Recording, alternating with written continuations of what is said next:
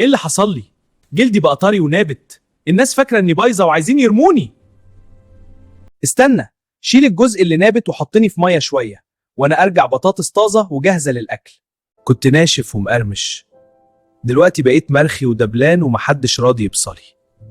مية تلج بس شوية وأنا أرجع ناشف ومقرمش زي زمان. اسوديت ودبلت، الناس فاكرة اني عفنت. ده أكسدة مش عفن، نقطة ليمون وانا ارجع طازة. قشري بقى طري ومش مشدود. هو أنا كده خلاص دبلت؟ قشرني بس، طول ما مفيش ريحة وحشة أنا تمام وجاهز للاستخدام. كرمشت وخسيت، شكلي مش حلو خالص. مية ساقعة شوية وأنا أرجع مليان عصارة وحياة.